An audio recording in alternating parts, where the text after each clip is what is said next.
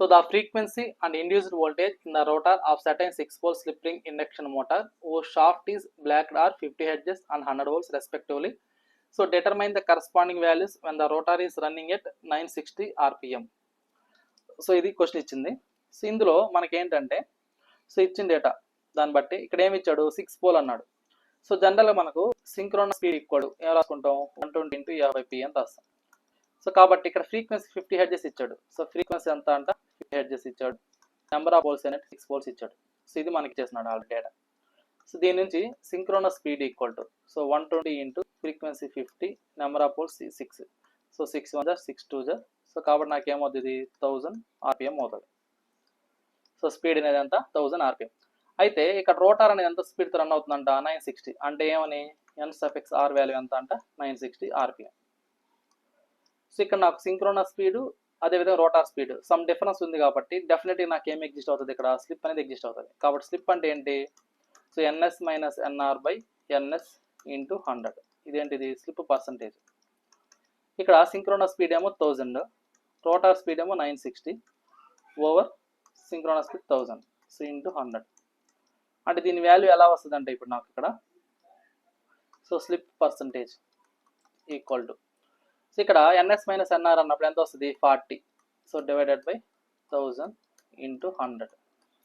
So 100 20 20 cancel 00 cancel. అప్పుడు నాకు ఎంత వస్తుంది ఇది సో 4 వస్తుంది. అంటే 4% వస్తుంది. అంటే దీని వాల్యూ ఏమవుతుంది 0.04 అవుతుంది.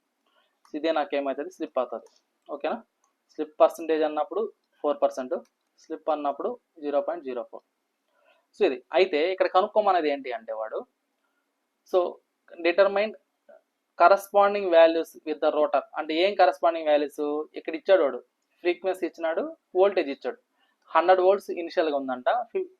ఫ్రీక్వెన్సీ వచ్చేసరికి 50 Hz ఉందంట. ఇనిషియల్గా 100 volts అనేది ఉంది. అయితే ఎప్పుడైతే మిషన్ అనేది విత్ రెస్పెక్ట్ టు స్లిప్తో రొటేట్ అవుతుందో అప్పుడు నాకు ఫ్రీక్వెన్సీ ఏమవుతుంది వోల్టేజ్ ఏమవుతుంది అని అడిగినాడు. సో జనరల్గా గుర్తుపెట్టుకోండి ఎప్పుడైతే ఇండక్షన్ మిషన్ అనేది విత్ రెస్పెక్ట్ టు స్లిప్తో రొటేట్ అవుతుందో సో నాకు అప్పుడు ఏమవుతుంది అంటే నాకు ఇక్కడ సో మనం ఇచ్చే ఎంతైతే ఫ్రీక్వెన్సీ ఉంటుందో ఇనిషియల్ ఫ్రీక్వెన్సీ స్టార్టర్ దగ్గర రోటర్కి వచ్చేసరికి స్లిప్ టైమ్స్ ఆఫ్ ఫ్రీక్వెన్సీ ఉంటుంది. అదేవిధంగా నాకు వచ్చే వోల్టేజ్ కూడా ఎలా ఉంటుంది అంటే నాకు స్లిప్ టైమ్స్ ఆఫ్ వోల్టేజ్ అనేది ఉంటుంది. అంటే ఎలా రాసుకుంటామంటే మనము so rotor frequency equal to slip times off frequency ఏదైతే సప్లై ఫ్రీక్వెన్సీ ఇస్తాం అది. అదేవిధంగా so induced EMF equal to ఏమవుతుందంటే నాకు స్లిప్ టైమ్స్ ఆఫ్ ఇనిషియల్గా ఉన్న ఇండ్యూస్డ్ EMF అంటే సప్లై వోల్టేజ్. సో ఇనిషియల్గా ఉండే సప్లై వోల్టేజ్ ఏదైతే ఉంటుందో అది. ఓకేనా. సో స్లిప్ టైమ్స్ ఆఫ్ ఉంటుంది అన్నమాట.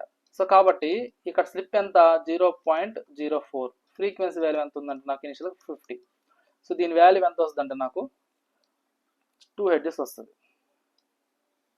అదేవిధంగా సో స్లిప్ వాల్యూ 0.04. ఇక్కడ వోల్టేజ్ ఎంత ఇచ్చాడు 100 volts ఇచ్చాడు కాబట్టి × 100. సో దీని వాల్యూ ఎంత వస్తుందంటే నాకు 4 volts వస్తుంది. ఓకేనా. సో ఇదన్నమాట. ఎప్పుడైతే ఇండక్షన్ మిషన్లో మనకు స్లిప్ అనేది ఎగ్జిస్ట్ అవుతుందో సో మనకు రోటార్ దగ్గర వచ్చేసరికి స్లిప్ టైమ్స్ ఆఫ్ ఫ్రీక్వెన్సీ ఉంటుంది. రోటార్ దగ్గర ఇండ్యూస్ EMF కూడా స్లిప్ టైమ్స్ ఆఫ్ వోల్టేజ్ అనేది ఉంటుంది. సో కాబట్టి ఈ 2 ఫార్ములాస్ని బేస్ చేసుకుని మనం ఆన్సరింగ్ అనేది చేయాలి. ఇక్కడ స్లిప్ టైమ్స్ అనేది ఉంటుంది. గుర్తుపెట్టుకోండి పాయింట్. ఓకే క్లియర్ అందరికీ.